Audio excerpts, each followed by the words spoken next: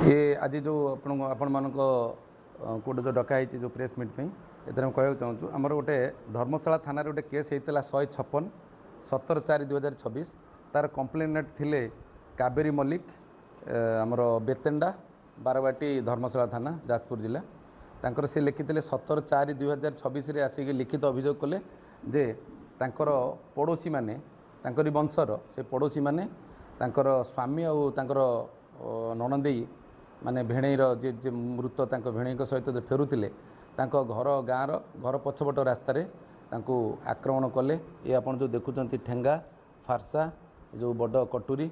ए आक्रमण मरणातक आक्रमण करी हत्या करते गोटे बिल बादाम बिल तेणु एतला पाइला परे आमर धर्मशाला थाना केस रुजु होता 156/2026 आईआईसी और टीम आम एसपी सार जाजपुर को अवगत कलापर स्पेशल टीम करा जाई आमर प्रथम 17 तारिख दिन जेहेतु केस है से 8 जन को गिरफ्त कर फरवर्ड करूँ जो मुख्य अभियुक्त जो 5 जन आउ थे से माने खोजाखोजी भितर से माने ओडिशा छाड़ी सूरत पलैते तेणु आमर गोटे टीम सूरत जाई एसपी जाजपुर सार निर्देश क्रमे एवं डीजीपी महोदय अनुमति क्रमे गोटे पुलिस टीम आमर देवता बाबू और अन्य माने जाई मोर पाणीकुल थाना जड़े एसआई थे विश्वजित दास आमर देवता एसआई एवं पुलिस टीम जाकि आमर सूरत रे चढ़ऊ करी 5 जन ये 5 जन गिरफ्त करठाकर सूरत कोर्ट रे एमानकु प्रोड्यूस करा जायथिला सूरत कोर्ट प्रोड्यूस कलापर एमानकु ट्रांजिट रिमांड मिलता ट्रांजिट रिमांड आज सरीगला तेणु ये जो 5 जनकर आम जो धरीचु ये मुख्य अभियुक्त ये जो हत्या घटनार तेणु से आज गिरफ्त कराई बर्तमान से कोर्ट चालान करा गोटे घर को लगी गोटे बड़ जमीटे रही से जमी बाड़ीर बद केन्द्र कर जमी बाड़ी बहुत दिन रू चली ये संक्रांत आम आगुरी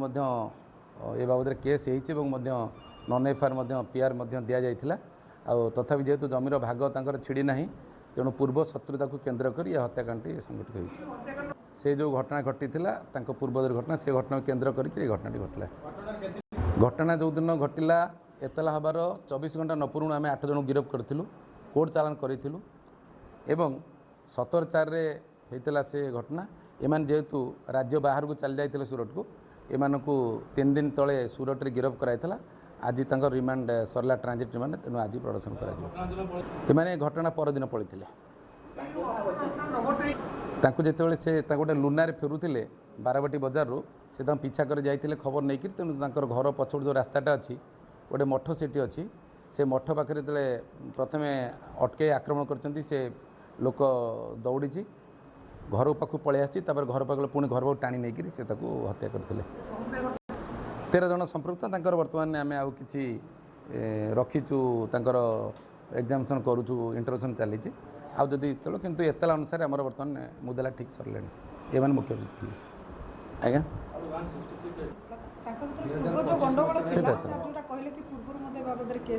पूर्व केस 25